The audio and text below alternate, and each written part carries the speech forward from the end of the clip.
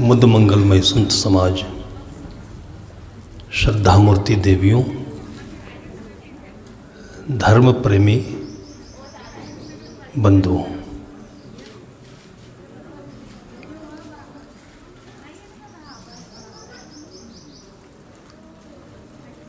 जीवन को अच्छा से अच्छा बनाया जा सके,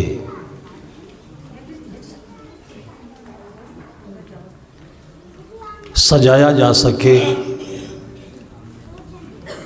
इसकी प्रेरणा हमें चारों तरफ जो प्रकृति में चराचर जगत है इनसे मिलती रहती है।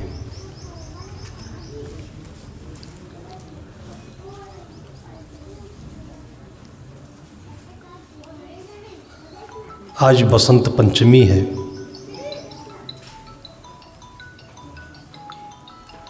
हिंदू परंपरा, भारतीय संस्कृति का ये बहुत महत्वपूर्ण पर्व है।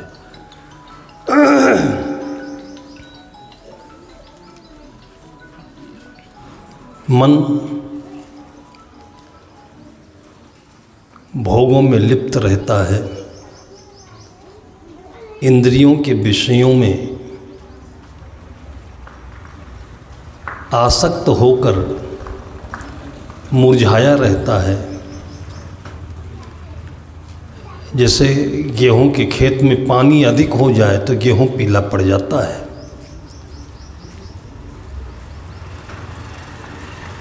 पानी ना पड़े तो मुरझा जाता है।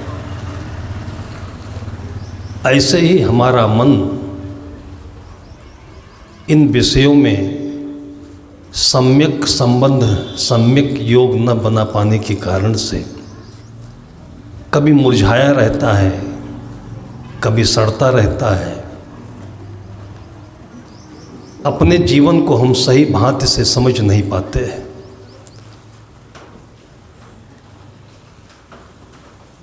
पेड़ पौधे एक छोटे से बीज से शुरू होकर के फिर धीरे धीरे अपना आकार लेते हैं, फूलते हैं, फलते हैं और पूरी प्रकृति को सजा देते हैं। संत गुरुजनों ने इन सब दृश्यों को देखा और अपने जीवन के लिए, मानव जीवन के लिए इनसे प्रेरणा ली। वृक्ष कबहु नहीं फल भखै, नदी न संचय नीर।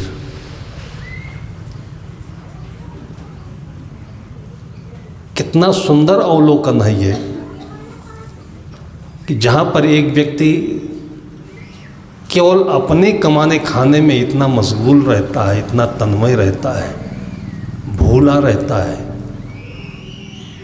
केवल अपना पेट भरने के लिए कितनों को गाली देना, कितनों को दुख देना, कितनों के साथ दुर्व्यवहार करना और फिर अपने भी परेशान रहना।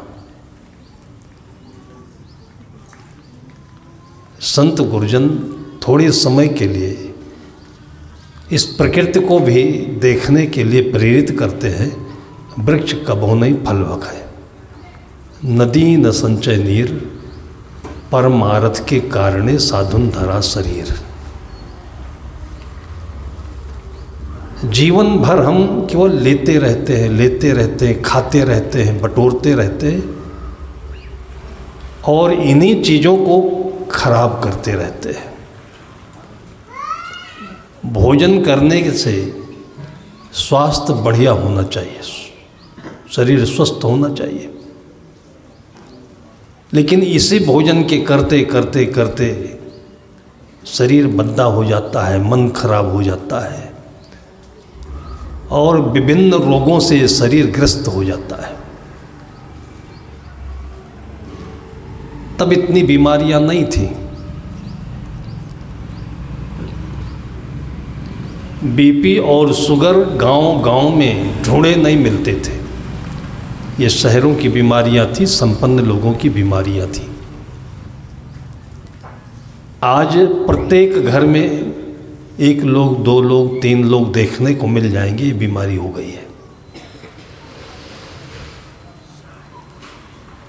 जितनी सुविधाएं बढ़ती जा रही हैं, शरीर उतना कमज़ोर होता जा रहा है।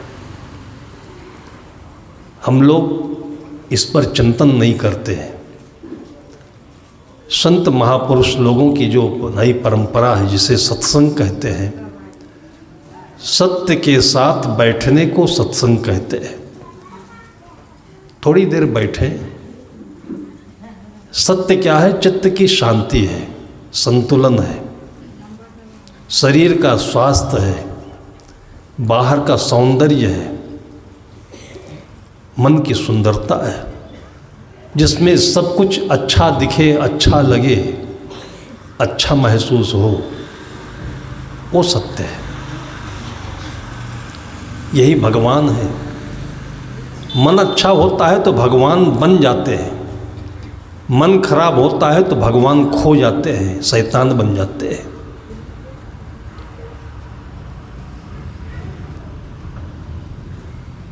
इसलिए इस सृष्टि में, इस पृथ्वी पर हर कुछ चमत्कार है। आदमी सोचता रह जाता है, इतनी ऊंचाई पर पहुंचा हुआ ये व्यक्ति, इतना बुद्धिमान, इतना पैसा कमा सकने वाला व्यक्ति, और कैसे हो गया ये? थोड़ी सी बात कह दी माँ ने, थोड़ी सी बात कह दी। शाम को बातचीत हुई थी और रात में ही घटना घट गई, कोई जान नहीं पाया। और सुबह जब घर के लोगों ने उनको, बेटी को खाने पीने के लिए कुछ देने के लिए उसके कमरे में पहुँचे तो उसकी लाश टंगी हुई मिली थी। ये वो लड़की है जो कंगना रनौत के साथ में कभी काम करती थी।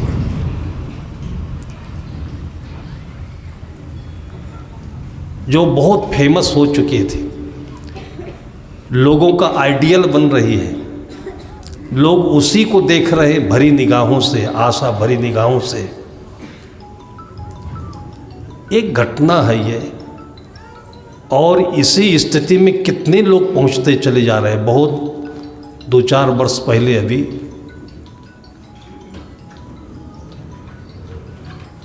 एक युवा व्यक्ति का शरीर इसी तरीके से रस्सी से फंदे के झूलता हुआ मिला था,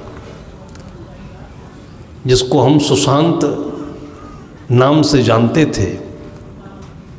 अपने माता पिता को न समझ करके, माता पिता से दूर जा कर के बहुत बड़ा बनने के लिए, बहुत बड़े सपने को संजोने के लिए मुंबई में फिल्म जगत में प्रवेश किया और बहुत तेज़ी से बढ़ रहा था। और बढ़ते बढ़ते अचानक एक दिन उसकी लाश ऐसे ही रस्सी से टंगी मिली। कल भी यही घटना हुई।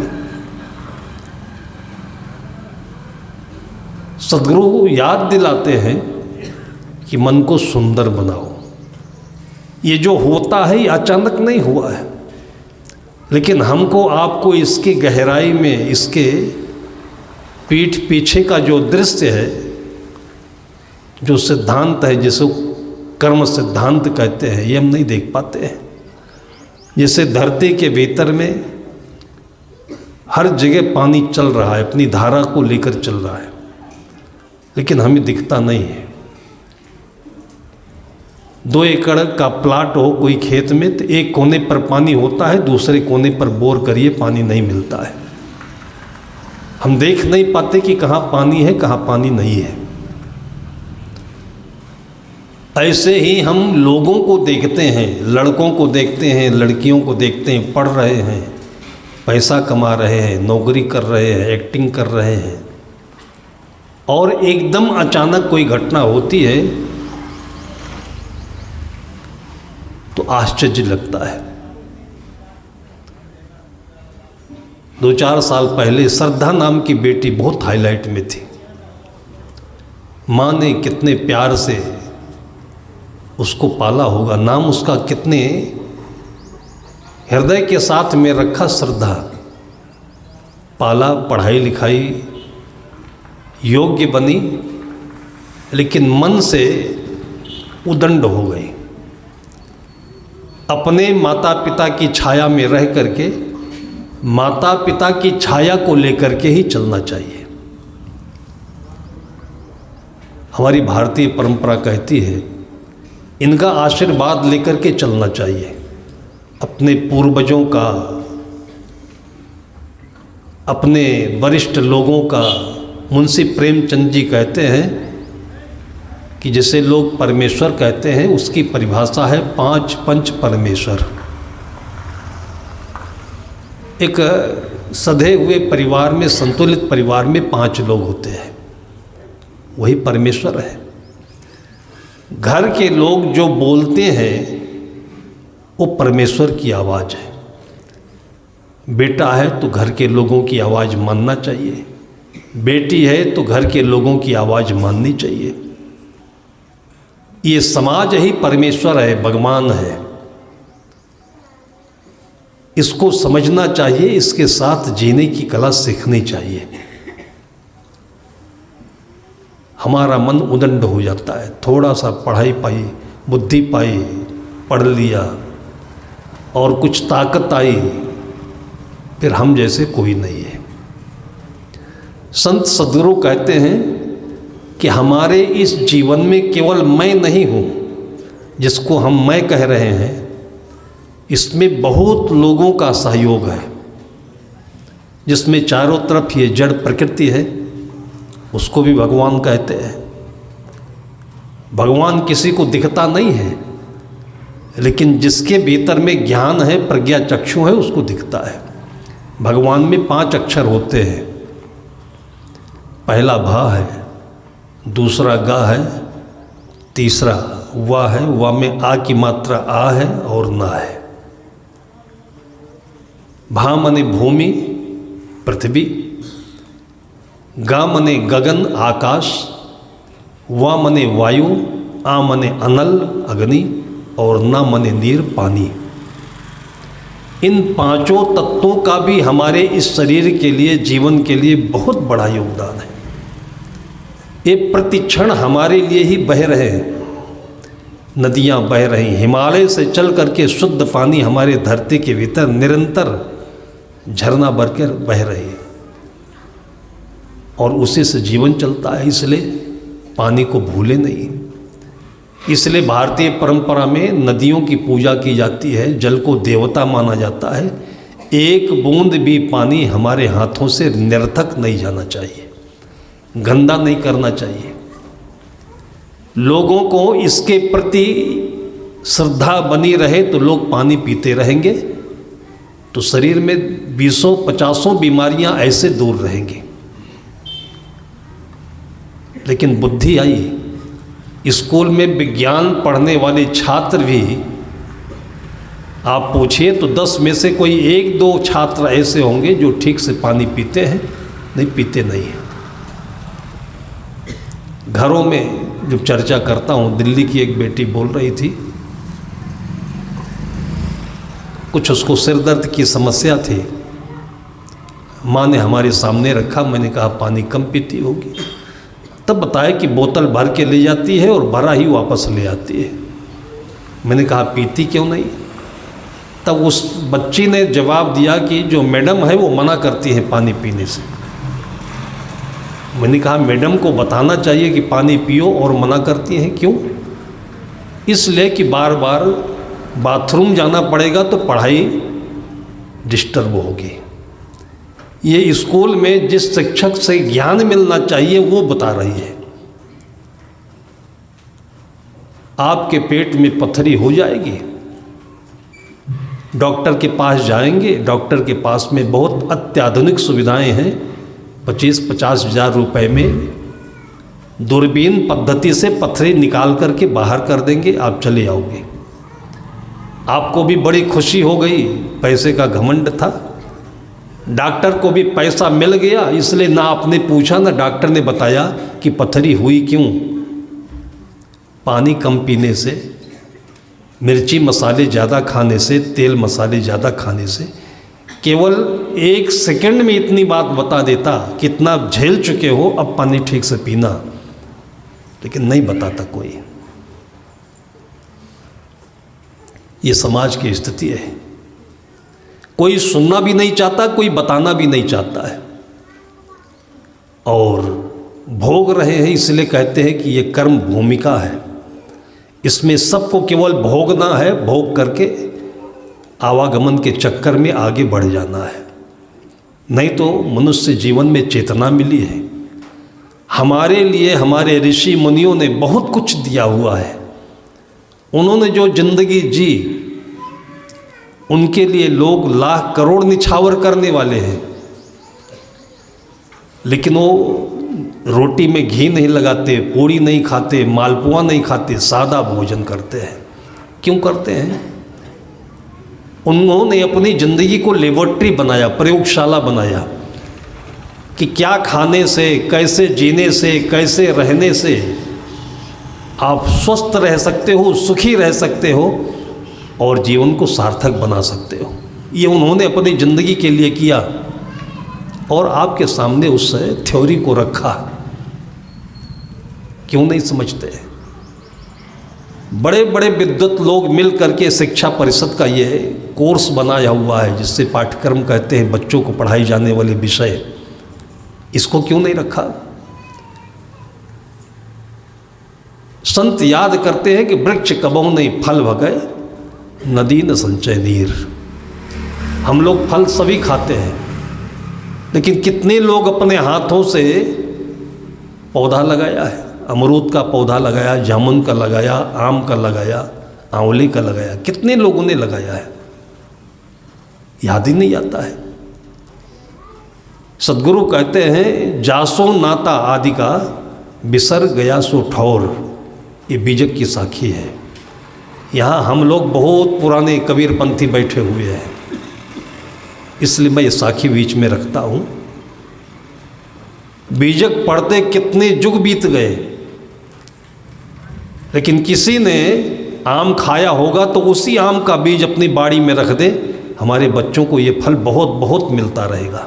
सोचा किसी ने, खा लिया और उसके बाद भूल गए और उसके बाद बढ़ गए, चल दिए, जिससे हमारे जीवन का उपकार हुआ, जो हमारी ज़िंदगी को कुछ दे रहा है, उसको ना याद करना सबसे बड़ा पाप है, कृतज्ञता है। और फालतू की काम कितने हम लोगों ने बना लिए। पैसा आज बहुत है, कल छठे के बारे में मैं बता रहा था, डमरू डीजे बजा बजा करके छठी बना रहे हैं, लाखों रुपए खर्च कर रहे हैं, और 2 साल के बाद में उस दिमाग में, बच्चे के दिमाग में कैंसर हो जाए तो, 10 साल के बाद में उस बच्चे को एंजाइटी हो जाए तो, बीमारी पकड़ ले तो, कुछ भी हो जाए, लेकिन अपने अहंकार के सामने ये जीवन किसी दूसरे को देखता नहीं, सत्य को नहीं देखता है, इसलिए भोगना भी पड़ रहा है।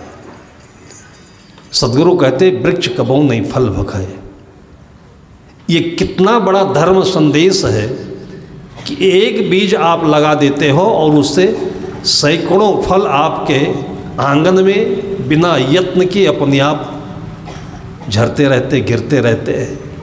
पक्षियाँ भी खाएंगे, आपके बच्चे खुश रहेंगे, पूरा परिवार खाएगा, रिश्तेदार भी खाएगा। इतनी छोटी सी बात हम लोग नहीं समझते हैं। और कहाँ से समझ लिया कि जब बच्चे का जन्मदिन मनाएंगे तो केक काट देंगे। ये कौन सा बहुत बढ़िया काम है ये? पूरे भारतवर्ष में लगभग किसी घर नहीं होता हो तो, लेकिन जब से हम लोगों को आमंत्रित किया गया, मैंने देखा कि बच्चे का जन्मदिन मन रहा है। वैसे तो माता पिता का पुण्यतिथि मनाना चाहिए, अपने पूर्वजों की पुण्यतिथि मनानी चाहिए, माता पिता के चरणों में पूजा करनी चाहिए, आरती करनी चाहिए। इससे बच्चे का जीवन नया होता है, प्रतिपल बढ़ता जाता है। इनसे हमको जीवन जीना सीखने को मिलता है। बच्चे का जन्मदिन मनाते भी इसलिए है कि बच्चे को अपने जीवन का महत्व समझ में आए कि आपके इस जन्म में कितने रत्न भरे पड़े हैं, कितनी योग्यताएं हैं, आप कितनी योग्य हो सकते हो। केक काट रहे हैं, केक काटते समय जरा सा भी नहीं सोचा कि काटना शब्द ही कितना अशुभ है। आज केक काट रहे हो, कल तुम्हारा गर्दना भी काटेगा। हो नहीं रहा है। जब बकरीद में इतने बकरे काटे जाते हैं तो आप सीरिया में देखिए, ईरान इराक में देखिए, इन देशों में देखिए, रोज आदमी काटे जाते हैं कि नहीं काटे जाते हैं। आदत है वही, जो आंखों से देख रहे हैं, दूसरे का खून पीना, दूसरे का मांस खाना। खाने के लिए माँ ने आपको निर्यत जन्म लेते ही अपने स्तन से दूध दिया था, खून क्यों पीते हैं? ये कुरान का संदेश नहीं, बाइबल का संदेश नहीं, किसी आदमी का दिया हुआ संदेश नहीं, माँ का दिया हुआ संदेश है कि एक इंसान का जो भोजन है वो दूध होना चाहिए, और दूध के बाद वही चीज़ अनाज बन जाता है, वही दूध ड्राई मिल्क बन जाता है। आप गेहूँ देखिए, धान देखिए, जब दाना आता है तो पहले खोल बनता है, फिर खोल के अंदर में दूध भरता है, आप दबाइए पकड़ के, छल्ल से दूध बाहर आ जाता है। इतने पर्याप्त मात्रा में ये प्रकृति आपको दे रही है, और दिमाग कहाँ से कहाँ दौड़ता है। सदगुरु कहते हैं कि नदी न संचय नीर। इन बच्चों के जन्मदिन के अवसर पर हम एक पुण्यशाली पद्धति अपनाएं। उनके हाथों से कोई फूल का पौधा है, कोई फलदार वृक्ष है। आजकल तो इनका बहुत ज़्यादा प्रचार प्रसार है। छोटे छोटे प्रजाति के आम का आम्रपाली पौधा आता है, ये आपके आंगन में 2-4 हो सकता है, और इतना खूबसूरत फल लगता है कि उसी के पास खड़े होकर के बच्चे थोड़े समय के लिए आनंदित होते रहेंगे। इनकी पढ़ाई अच्छी होगी, इनकी बुद्धि में सतोगुण का विकास होगा,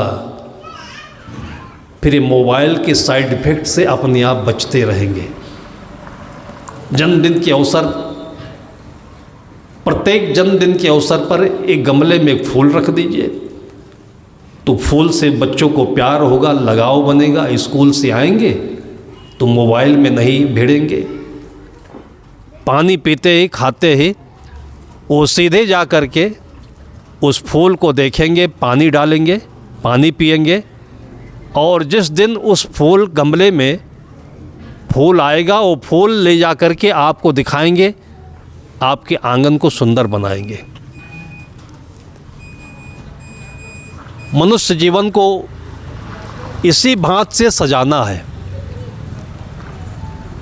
वैसे तो प्रकृति अपने आप सज जाती है, पत्तों से, डगालियों से, फूलों से, बौर से, फलों से अपने आप सज जाती है।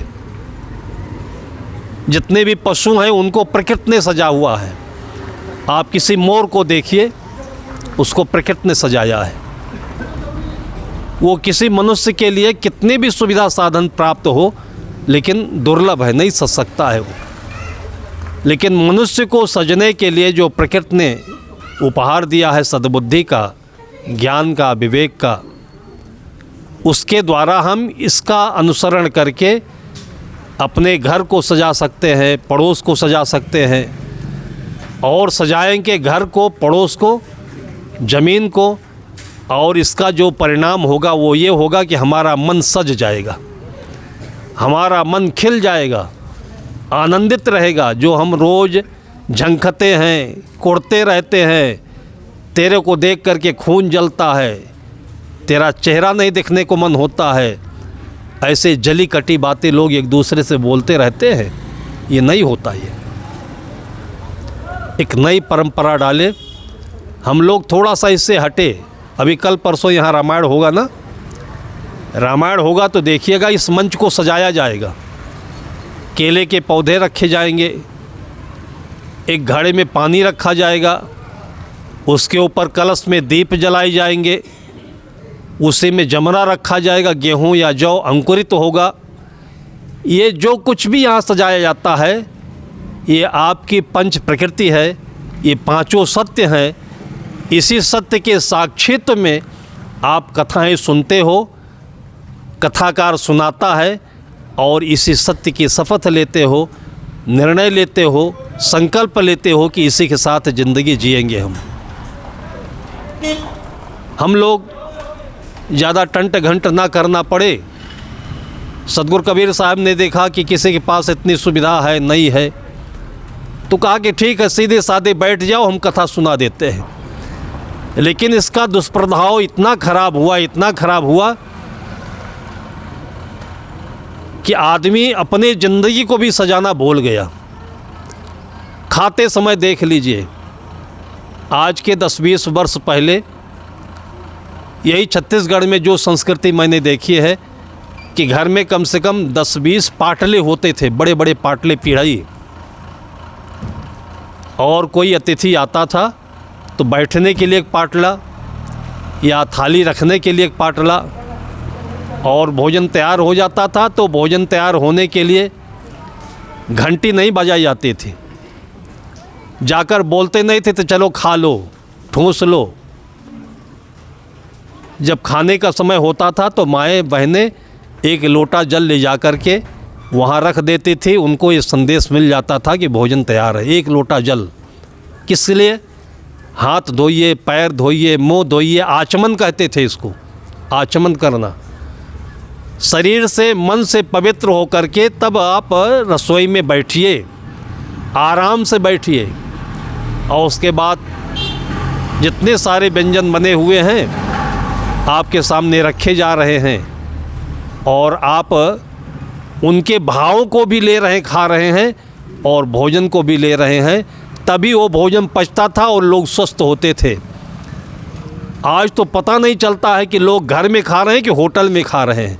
सबके घर में डाइनिंग टेबल बना हुआ है, जूता पहने हैं, कचड़ा पहने हैं, कहीं बाहर से पेशाब करके आए वो भी लपेटे हुए हैं, हाथ भी नहीं धोए हुए हैं, पसीना भी चू रहा है। दुनिया की जितनी मलिच्छता है और मन के जितने भी दुर्विचार हैं सब लेकर बैठ जाते हैं, खा रहे हैं। खा कर के रुमाल में हाथ पोंछ दिया, ना माँ देखा, ना बहन देखी, ना घर देखा, और उसके बाद फिर अपने काम में लग गए। एक जेसीबी मशीन में एक आदमी में अंतर ही नहीं पता चलता है। जेसीबी मशीन दिन भर खड़ कर काम करता रहता है, और जब पेट खाली होता है तो पेट्रोल पंप पर जाता है और सोंड लगा करके तेल भर देता है, फिर वो तेल भर के चल दिए। आज हमें इस दिखाई पड़ता है कि आदमी भी जेसीबी मशीन, होटल जितने पेट्रोल पंप हो गए। जब भूख जैसे महसूस हुआ तो होटल में बैठ गए, उसने पंप से डीजल डाल दिया, पेट्रोल डाल दिया, फिर मोटरसाइकिल बैठे, फिर गाड़ी पर बैठ गए। जिंदगी ऐसे पूरी शैतान की हो गई। ये तो जो चीज़ें हम बता रहे हैं ये बच्चों को नहीं पता है, इसलिए बताते हैं। आप लोगों को सबको पता है कैसे आप खाते थे। धरती पर भी थोड़ी देर बैठिए, ये मेरी माँ है। माँ इसलिए है, सदगुरु कबीर साहब कहते हैं कि खोद खाद धरती सहे, काट कोट बन राय, कुटिल बचन साधु सहे, सबसे सहा न जाए। संत महापुरुषों ने इन सारे गुणों को देखा और देख करके जो बिखरे हुए मन हैं, जो उलझे हुए मन हैं, दुखी मन है, उदास मन है, जो तबीयत से ठीक नहीं है, घर परिवार सही नहीं है, पैसा है, घर है, लेकिन सही नहीं है, ये व्यथा देख करके वो याद दिलाते हैं कि वृक्ष कबहू नहीं फल भकाए। उसको देखो, वो पेड़ पौधा आपके सामने कभी रोता नहीं है। आंधी तूफान में हमने देखा है कि पेड़ गिर गया, लेकिन गिर करके भी जड़ थोड़ी सी ज़मीन में पकड़ी थी और उसके बाद फिर उतने में ही हरा हो गया वो पौधा। और दूसरे तीसरे साल देखा तो उसमें हजारों फूल फल लगे हुए हैं। इतनी तूफान आंधी के बीच में भी ये पेड़ पौधे रोते नहीं हैं। पेड़ पौधे ही नहीं, आंधी तूफान आ गए हो। देखिए आज रात यहाँ बिजली गोल हो गई थी, कहीं आंधी तूफान आया होगा, पानी पड़ा होगा। कितना भी आंधी तूफान आया हो, लेकिन आपको सवेरे उठते ही ये पक्षी चहकते हुए भी मिलेंगे, रोते हुए नहीं मिलेंगे कि धान गिर गया, कि गेहूँ गिर गया, कि खेती नुकसान हुआ, कि पोल गिर गया, बिजनेस आज है हमारा डाउन हो गया।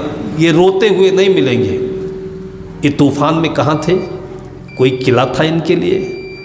इनके लिए कोई तंबू बना था, सायमियाना बना था? इनको कौन बचाने वाला था?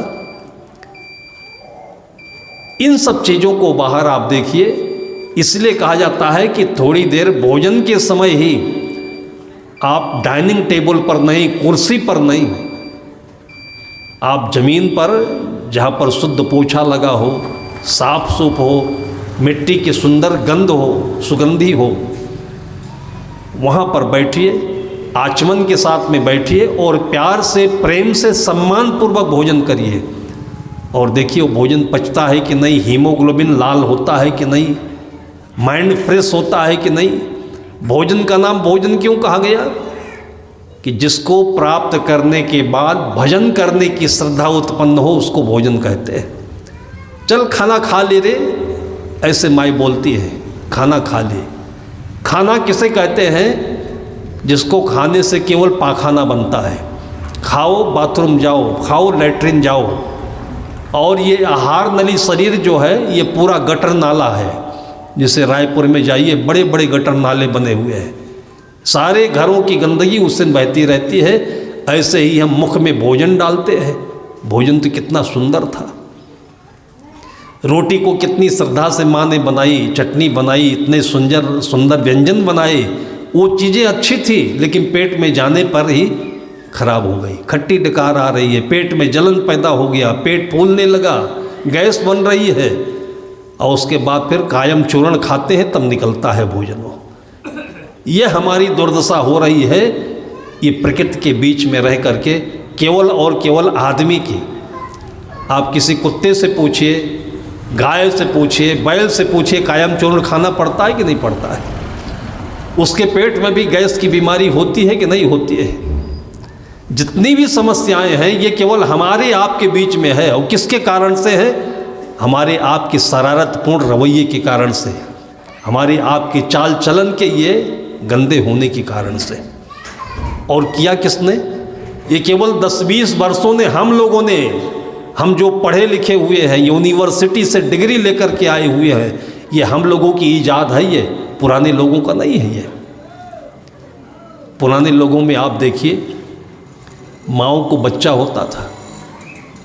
आज भी कहीं कहीं पर आप देखिए कि भट्ठे पर काम करने वाली माएँ होती है, सिर के ऊपर में 25 ईंट है, 35 ईंटें हैं, मने ईंटों को गिना है, और सिर पर रख करके ऐसे ही चमकते थिरकते चली जाती है, ईंटा ढो रही है, पेट में बच्चा भी है। चलते आते जाते वहीं कहीं पेट में उसको प्रसव का दर्द हुआ, कहीं जगह नहीं है, कहीं तंबू नहीं तना, कहीं नर्सिंग होम नहीं है। थोड़ी देर वहीं पास में कहीं मेड़ की आड़ में या झाड़ी की आड़ में बैठ गई और 2 मिनट में बच्चा बाहर आ गया। उस मेड़ के पास में बच्चा बाहर आया था, जन्म लिया था, इसलिए बड़ी शान के साथ, बड़े प्रेम बहादुरी के साथ उस माँ ने, पिता ने उस बेटे का नाम मेड़ीलाल रख दिया। मेड़ीलाल नाम सुना कि नहीं किसी का? आज का कोई इंसान अपने बच्चे को मेड़ीलाल कहना पसंद नहीं करेगा, इसलिए अस्पताल लाल बनता जा रहा है आदमी। जो चीज़ें पहले गर्व का विषय थी, आज तो लैट्रिन आदमी जाता है तो लैट्रिन भी 2 मिनट में नहीं होता है। उसमें भी कायम चूर्ण नहीं हो तो कहो दिन भर में 10 बार लैट्रिन जाना पड़े फिर भी साफ ना हो। 2 मिनट में माए बच्चे जन्म दे करके और उसके बाद अपने ही उसको ले करके और सब कुछ संपन्न कर लेती थी। कितनी ताकत थी, इम्यूनिटी कितनी अच्छी होगी, इसको हमारे मेडिकल कॉलेज के सिलेबस में बच्चों को पढ़ाया जाना चाहिए। ये किसकी कृपा है? ये उसी भगवान, मतलब पृथ्वी, जल, अग्नि, वायु, ये जितने देवता के रूप में है, इनका योग करते रहो। थोड़ी देर धूप में बैठो, मिट्टी में कुछ काम करो और इन्हीं के दिए हुए कृपा प्रसाद को आप खाओ। आप चने खाते, चने का बूट खाते, गेहूँ की रोटी खाते, जो धरती से उब हुए चीज़ हैं इनको खाते तो देखिए इन बच्चों में कैसी इम्यूनिटी बनती है। अब तो रेडीमेड आ गया है, ये नहीं खाएंगे, डबल रोटी खाएंगे। घर का दूध बेच करके माएँ चाय खरीद लाती हैं और रोज़ सुबह सबके घर में चाय उबलती है और डबल रोटी दे दिया, नाम रखा उसका डबल। होश नहीं था, नहीं देखते कि जैसे उसमें डुबोते हैं तो इसे सिंगल भी नहीं रह जाती है, सड़ के गल जाती है, गल के सड़ जाती है। जितना भी खराब किस्म का अनाज होता है जिसमें घुन लग जाता है वो कहीं बिकता नहीं, सब बिक जाता है। और उसी अनाज से ये जितने आइटम हैं सब बन जाते हैं, उसी को हम खाते हैं। आपकी माँ ने आपको इतना सुंदर आइटम दिया हुआ था, वो भूल गए। सदगुरु कहते हैं कि जासो नाता आदि का बिसर गया सो ठौर, अब 84 के बस परे कहे और की और। 84 यही नरक की यातना, ये बीमारी वो बीमारी, ये दर्द वो दर्द। 15-17 साल के बच्चों को हम देखते हैं जिसमें एक युवा अवस्था का एक चमक होनी चाहिए, उसके अंदर में स्फूर्ति होनी चाहिए, जिसको लोग कूदना कहते हैं, चमकना कहते हैं। आर्डर मिलते ही एकदम से माँ के सामने खड़ा हो जाए। आपने कभी देखा है कि कोई हीरो होंडा आप ले आइए कंपनी से, बहुत अच्छी है बहुत अच्छी है, क्या परिभाषा है अच्छी की, कि जैसे किक लगाएंगे पैर से वैसे घुर से स्टार्ट हो जाएगी। आजकल तो ऑटो सिस्टम आ गया है, बटन दबाइए स्टार्ट हो जाए। लेकिन इसकी जगह पर आप पैर ठोंकते रहिए, मारते रहिए और स्टार्ट ना हो तो उसको अच्छी कहेंगे क्या? आज माएँ चिल्लाती रहती हैं, बोलती रहती हैं, कराहती रहती हैं, बच्चे खड़े नहीं होते हैं। बच्चों को संवेदना ही नहीं होती है कि माँ बुला रही है कि बोल रही है, स्टार्ट ही नहीं हो रहे हैं। क्या पी रहे हैं? मिट्टी का तेल पी रहे हैं।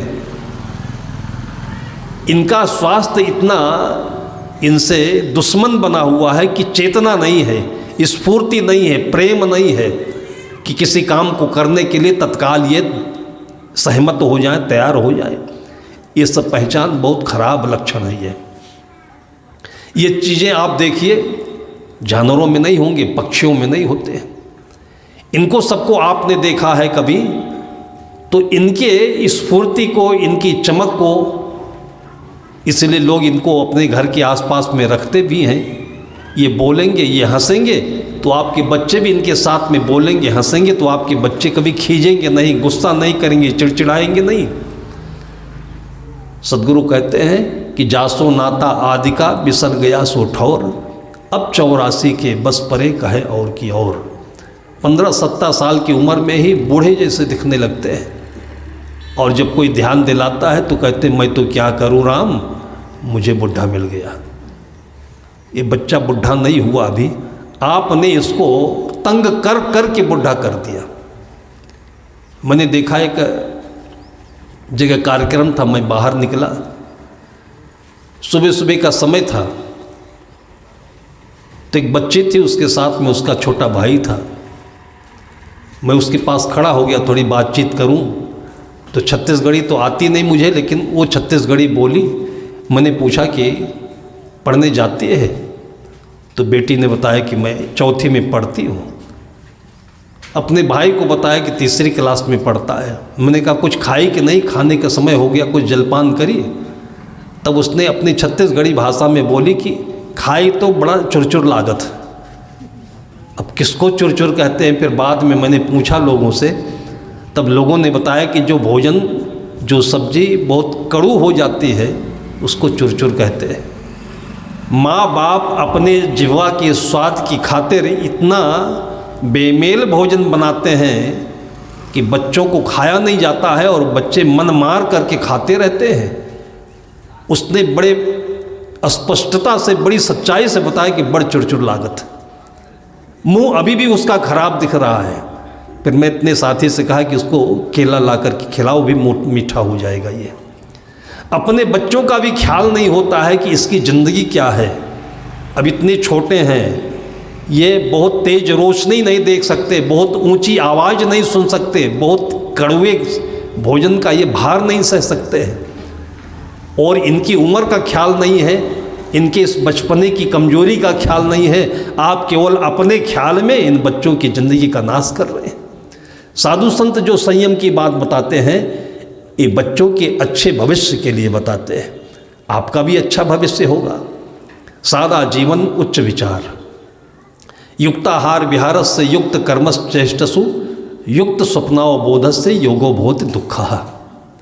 सारी दुनिया में सारे सामान आपके पास में है, सकल पदार्थ हैं जग माही, कर्महीन नर पावत नाहि। आदमी कोसता रहता है कि बरकत नहीं हो रही है, बेटे की पढ़ाई सही नहीं हो पा रही है, नौकरी नहीं मिलती है, खेती में इतना उपजाऊ नहीं हो पाता है। ये दुनिया की जितने भी मन की शिकायतें हैं, इन शिकायतों के मूल में हमारा अहंकार और अज्ञान है। केवल इतनी चीज़ों को अलग रख करके हम थोड़ी देर के लिए समझने को तैयार हो जाएं, तो संत सद्गुरुओं ने हमारे लिए इतना वैभव रख दिया है, डाल दिया है कि उस चीज़ को सोच करके समझ करके अपने जीवन को हम संपन्न कर सकते हैं, बना सकते हैं। एक 3 लोगों की पहचान मैं बताता हूँ। 3 लोग मित्र थे, लेकिन 2 लोग बाहर से विदेश से थे, एक अपने भारत का रहने वाला था। ट्रेन की यात्रा में जा रहे थे। चलते चलते महाराष्ट्र के किसी स्टेशन से ट्रेन गुजर रही थी। गन्ना बेचने वाला आया। छत्तीसगढ़ में गन्ना भी कम देखा जाता है, होता तो है लेकिन देखा कम जाता है। यहाँ पर तो केवल धान ही धान दिखता है, और या तो खाली जगह हो तो बबूल दिखते हैं। पता नहीं लेकिन केवल लोगों के मन में चेतना नहीं जगती है। कम से कम अपने बच्चों की याद के लिए, जिसके घर के आगे पीछे बाड़ी है, अब से हमारी बात माने या ना माने, लेकिन बच्चों के सुंदर सजे हुए भविष्य के लिए 2-4 पेड़ जरूर लगाएं। वो हरियाली होगी कि इसकी वजह से वहाँ पर तितलियाँ आएंगी, तोते आएंगे, पक्षी आएंगे, मयूर भी आएगा, और आपके बच्चों के मन को महका करके, खिला करके, हंसा कर जाएगा। तब बच्चे आपके पढ़ने में भी अच्छे होंगे।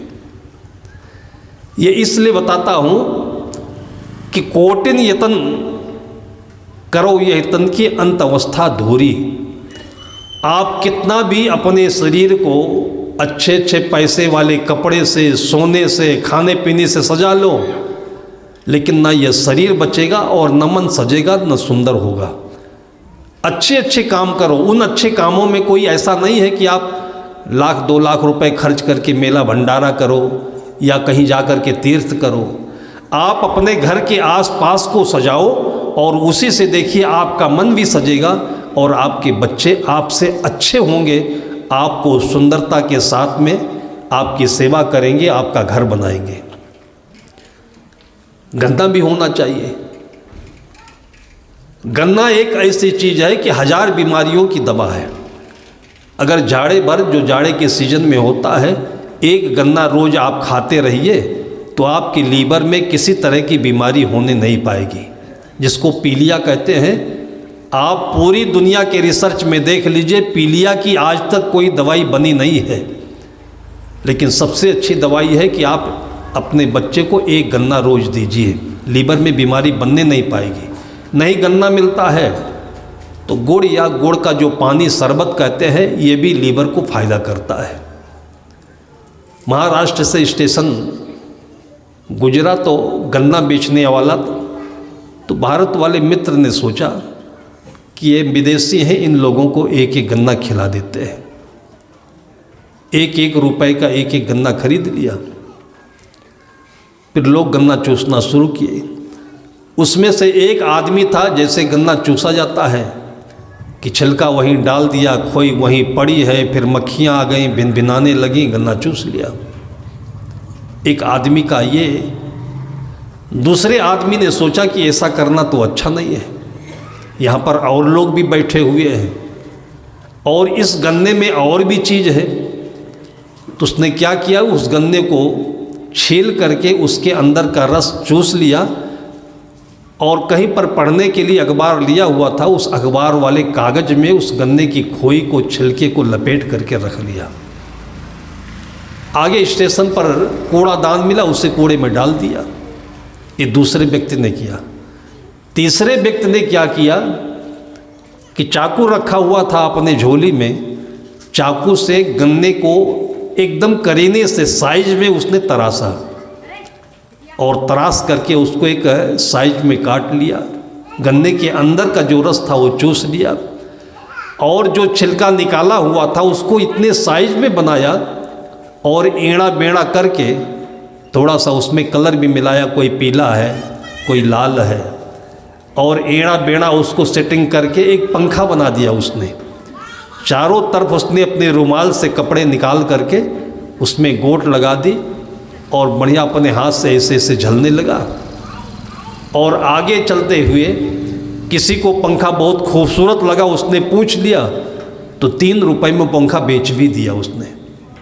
ये 3 व्यक्तियों के 3 स्वभाव की ये परिभाषा है कि हम लोग ऐसे ही जीते हैं। गन्ना वही है, ट्रेन वही है, आदमी वही है, लेकिन सबके जीने का तरीका अपना अपना है। एक ने जो परिस्थिति पैदा कर दी कि वहाँ पर दूसरा व्यक्ति बैठना पसंद नहीं करेगा, मक्खियाँ बिनबिना रही हैं, पैसा भी गया, गन्ने का रस ले लिया और सब कुछ वही गंदगी छोड़ दिया। एक आदमी ऐसा करता है। दूसरा आदमी थोड़ा सा ख्याल करता है तो गंदगी नहीं उगने देता है। तीसरा आदमी बहुत ख्याल अपने को विकसित करता है तो इसका सार्थक उपयोग करता है। 3 रुपए में 3 गन्ना खरीदा था, उसने तीनों गन्ने की कीमत निकाल दिया उसी में। किससे? अपनी भावनाओं के सौंदर्य से। घर वही है सबका, बच्चे सबके वही हैं, थोड़ा सा अंतर है कि इन बच्चों के साथ में उनका अपना अपना पूर्वजन्म का कर्म है और इसकी वजह से उन बच्चों के अपने अपने कर्म संस्कार हैं। इसलिए कभी भी आप ये ना सोचें कि उन जैसे बच्चे हमारे घर में हो जाएंगे। कोई डॉक्टर बन रहा है, कोई इंजीनियर बन रहा है, उसकी प्रतिष्ठा होती है। आपके बच्चे पढ़ने में उतना टैलेंटेड नहीं है, उतना परसेंटेज नहीं ला रहे हैं, तो आपको इसके लिए भी रोने की ज़रूरत नहीं है, बच्चों को फटकारने प्रताड़ित करने की ज़रूरत नहीं है। आपके जो बच्चे हैं वही 100 सोने के हैं, खूबसूरत हैं, लेकिन हमारा अहंकार हमारे अनुसार हमारे बच्चे काम नहीं करें तो फिर उनके पीछे पड़ जाते हैं, फिर उनको नरक बना करके उसे में छोड़ देते हैं। माता पिता को अपने स्वार्थ के लिए, पैसे के लिए बच्चों को नहीं जन्मनाना है, नहीं पालना है, बल्कि एक सुंदर जीवन है। संत गुरुजनों ने इसलिए आपको एक परिभाषा दी, जैसे पेड़ होता है तो आम का पेड़ बहुत खूबसूरत होता है, तो क्या नींबू का नहीं होता है? नींबू का अपना गुण है, आम का अपना गुण है, और उसी के साथ में आप देख लीजिए कुछ पौधे ऐसे भी होते हैं जिसमें फूल फल नहीं आते हैं, लेकिन लोगों ने उसको भी अपने बाउंड्री में करीने से लगा दिया है और वो हरियाली देते हैं और मन को सुंदरता देते हैं, आपकी आँखों की रोशनी बढ़ती है। तो इस प्रकृति में कोई भी चीज़ अनुपयोगी नहीं है, कम नहीं है, सब चीज़ों का अपनी अपनी जगह पर महत्व है। इसलिए सभी बच्चों को एक जैसे बनाने के लिए सिर खपाएं नहीं। आए दिन घरों में इसलिए बच्चे परेशान भी रहते हैं, माता पिता उनके पीछे परेशान रहते हैं, फिर इसी में आत्महत्याएं होती हैं, झगड़ा बढ़ता है, समाज खराब होता है। आपको इसलिए भी उदाहरण देता हूँ कि कभी भी निराश ना हो और बच्चों को निराशा में ढकेले नहीं। हमारे यहाँ भक्त आते हैं, पिता उनके अस्वस्थ रहते थे और 5 भाई होते थे। वो माँ ने देखा कि घर में इतनी आर्थिक सुविधा नहीं है कि हम सारे बच्चों को, सभी बेटों को पढ़ा सकें, तो अपने बड़े बेटे को माँ ने, उनका भाई कहीं अध्यापक था तो उनके पास भेज दिया कि मेरे बड़े बेटे को वो पढ़ा देंगे, फिर बड़ा बेटा धीरे धीरे अपने भाइयों को पढ़ा देगा। तो लड़का अपने मामा के यहाँ, माँ के भाई के यहाँ पढ़ने के लिए चला गया। कुछ घर की परिस्थिति के कारण से और कुछ पढ़ने में मन लगा नहीं उसका, किसी तरीके से 12वां पास किया, फिर डिग्री कॉलेज में एडमिशन लिया। पढ़ने में मन न लगने का कारण घर की परिस्थिति की माँ वहाँ पर कितने झमेले झेल रही है, तपस्या कर रही है।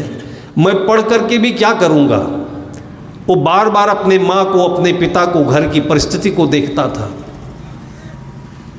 डिग्री कॉलेज में एडमिशन लिया, अध्यापक ने कोई प्रश्न पूछा होगा, उसका सही उत्तर नहीं बता पाया आईटी टाइम, अध्यापक ने भी उसको टॉर्चर कर दिया, फजीयत कर दी, बच्चे भी हंस दिए। उसके मन में इतनी चोट लगी कि जिस विद्यालय में विद्या के नाम पर बच्चे आते हैं और बच्चों में किसी के प्रति कोई सम्मान की भावना नहीं है, प्रेम नहीं है, विनम्रता नहीं है, कोई अनुशासन नहीं है, वैसे टीचर है, वैसे बच्चे हैं, सब उदंड है। उनको जो उससे घृणा पैदा हो गई कि इस पढ़ाई से जीवन में कुछ बनने वाला नहीं है। होता यही हर जगह है। आज आप शंकराचार्य रायपुर में चले जाइए, मैंने देखा है कि वहाँ पर मेडिकल के छात्र हैं, इंजीनियरिंग के छात्र हैं।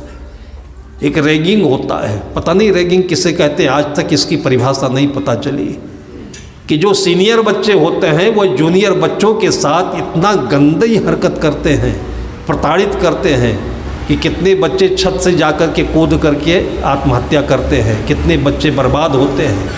ये सब स्कूल में हो रहा है।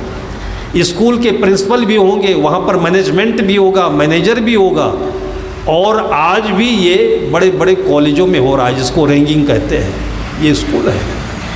उस लड़के ने स्कूल छोड़ दिया, अपनी माँ से कहा कि मैं ये पढ़ाई पढ़ूंगा नहीं जिसमें कोई इज्जत नहीं, सम्मान नहीं, और मैं दूसरे की गुलामी भी नहीं करूंगा, नौकरी भी नहीं करूंगा, मैं अपना काम करूंगा। जब किसी परिस्थिति से चोट लगती है तो आदमी के भीतर में एक स्पार्किंग होती है, लाइटनिंग होती है, जिसको एक चमक कहते हैं, उसी से प्रकाश होता है, फिर उसी में आदमी को आगे बढ़ने का रास्ता दिखता है। इसलिए कभी भी इस चोट से, ऐसी विषम परिस्थितियों से, अर्थाभाव में कभी घबराना नहीं चाहिए, उसमें रास्ता देखना चाहिए। उस लड़के ने अपनी माँ से कहा कि मुझे कुछ सहयोग कर दो, मैं अपना काम करना चाहता हूँ।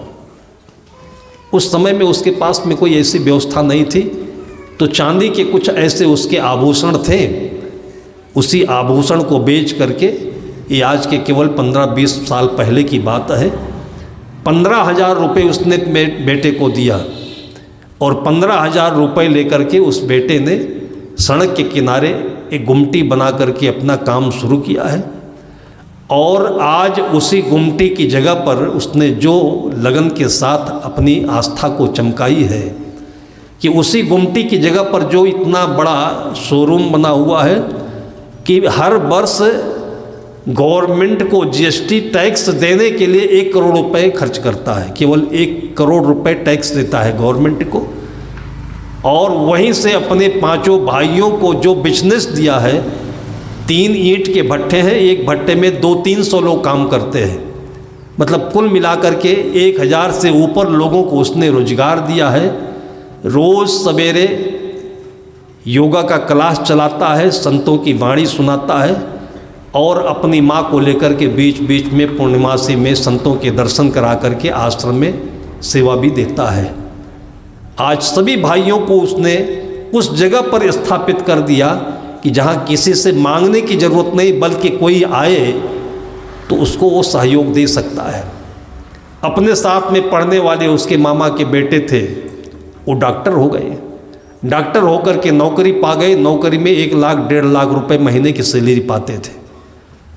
जब उनका लखनऊ में घर बनने लगा तो इसने कहा कि मैं आपके यहाँ अन्न खाया हूँ, आपका नमक खाया हूँ, आपके घर में जितना ईंटा लगेगा सब फ्री में दूंगा मैं। 1-1.5 लाख रुपए तो रोज़ की उसकी कमाई है, और वो बहुत मेहनत करके पढ़ लिए, डॉक्टर हो गए, जिसमें हम लोग बहुत फूलते हैं, और नहीं बच्चा डॉक्टर बन पाता है तो बहुत पचकते भी हैं। इस फूलने पचकने से आप थोड़ा सा ऊपर उठे, आपका बेटा, आपकी बेटी जो है वही खूबसूरत है, वही सर्वज्ञ है, वही सब लायक है। केवल एक बार उसके भीतर में झांके और बाहर देखें, उसके लिए बहुत सारे अवसर हैं। इन दोनों के सहयोग से इस जीवन को खूबसूरत बनाएं, सुंदर बनाएं। संत महापुरुषों की वाणी आशीर्वाद बनकर के आपके बच्चों के भविष्य को उज्जवल बनाए। इसी शुभकामना के साथ में अभी की चर्चा को मैं यहीं पर विराम देता हूँ। बोलिए सद्गुरुदेव की।